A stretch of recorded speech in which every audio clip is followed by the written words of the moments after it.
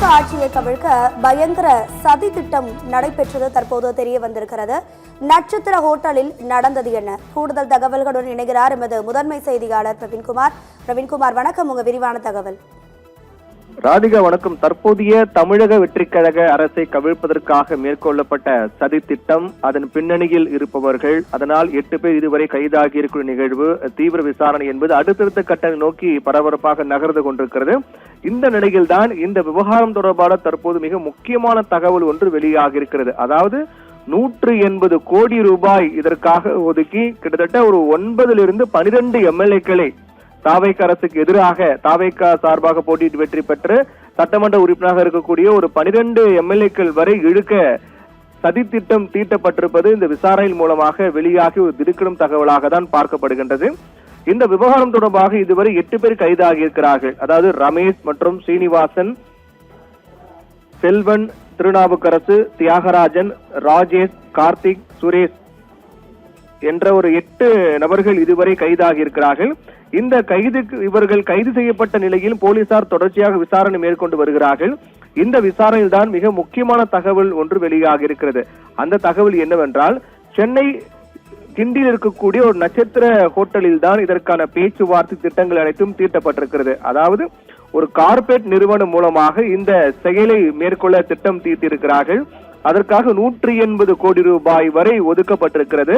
அந்த 180 கோடி ரூபாயை பகிர்ந்து ஒவ்வொரு சட்டமன்ற உறுப்பினர்களுக்கும் கொடுத்து அதன் மூலமாக தற்போதைய அரசுக்கு எதிராக அவர்களை திருப்ப வேண்டும் என்பதுதான் அவர்கள் திட்டமாக இருந்திருக்கின்றது. அந்த அடிப்படை ஒரு கார்ப்பரேட் நிறுவனம், அந்த கார்ப்பரேட் நிறுவனத்துக்கு சென்னை கிண்டியில் இருக்கக்கூடிய நட்சத்திர ஹோட்டலில் அதற்கான பிரத்யேக அறைகள் எல்லாம் ஒதுக்கப்பட்டு அவர்கள் தொடர்ந்து அங்கு ஆலோசனை, அதாவது மீட்டிங் தொடர்ந்து அங்கு மேற்கொண்டு வந்திருக்கிறார்கள்.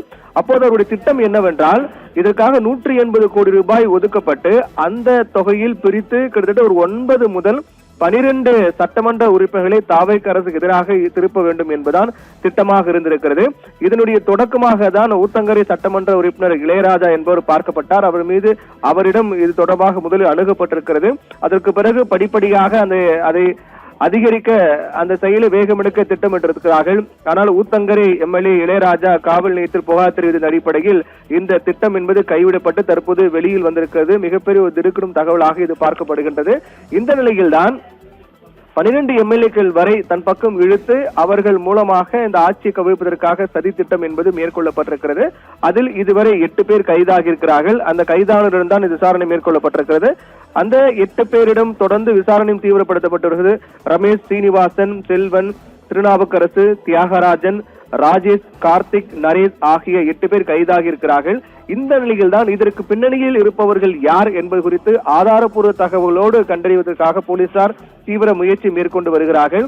இது தொடர்பாக முன்னாள் அமைச்சர் செந்தில் பாலாஜியுடைய சகோதரர் அசோக் குமாரையும் போலீசார் தனிப்படை அமைத்து தேடப்பட்டு வருகிறது. இந்த விவகாரத்தை பின்னணியில் அவர் செயல்பட்டிருக்கிறார் என்ற ஒரு குற்றச்சாட்டின் அடிப்படையில் தான் தனிப்படை அமைக்கப்பட்டு செந்தில் பாலாஜியுடைய சகோதரர் அசோக் குமாரை போலீசார் தேடி வருகிறார்கள்.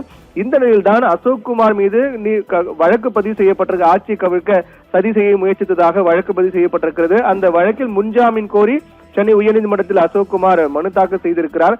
அவரையும் தனிப்படை போலீசார் தீவிரமாக தேடி வருகிறார்கள். இந்த விசாரணை மூலமாக அவ்வப்போது தகவல்கள் வெளியாகி இருக்கின்றது. அந்த அடிப்படையில் தான் 180 கோடி ரூபாய் அதுக்காக ஒதுக்கப்பட்டிருப்பதும், அந்த பொறுப்பை ஒரு கார்ப்பரேட் நிறுவனம் எடுத்து செயல்பட தொடங்கி இருப்பதும், அந்த கார்ப்பரேட் நிறுவனம் ஒரு 12 பேர் சட்டமன்ற உறுப்பினருடைய பட்டியலை தயார் செய்து அவர்களை படிப்படியாக அவருடன் பேசி தொகையை கொடுத்து அந்த தொகைக்கு அவர்கள் உடன்படாவிட்டால் அந்த தொகை இன்னும் அதிகரிக்க செய்வது போன்ற படிப்படியான ஒரு நகர்வுகளை மேற்கொள்ள திட்டம் தீட்டியிருக்கிறார்கள். அந்த திட்டம் என்பது சென்னை கிண்டியில் இருக்கக்கூடிய நட்சத்திர ஹோட்டலில் தான் நடைபெற்று வந்திருக்கிறது. தற்போது அந்த சதி திட்டம் முறியடிக்கப்பட்டு போலீசார் கைது செய்திருக்கக்கூடிய காரணத்தால் இந்த திடுக்கிடும் தகவல் விசாரணை மூலமாக வெளியாக இருக்கின்றது. ராதிகா, நட்சத்திர ஹோட்டலில் தாவேக ஆட்சியை கவிழ்ப்பதற்காக 180 கோடி ரூபாய் வரை பேரம் பேசப்பட்டதாக அதிர்ச்சி தகவல் வெளியாகி இருக்கிறது. இது குறித்தான கூடுதல் தகவல்களை நமது முதன்மை செய்தியாளர் பிரவீன்குமார் வழங்கினார். தகவல்களுக்கு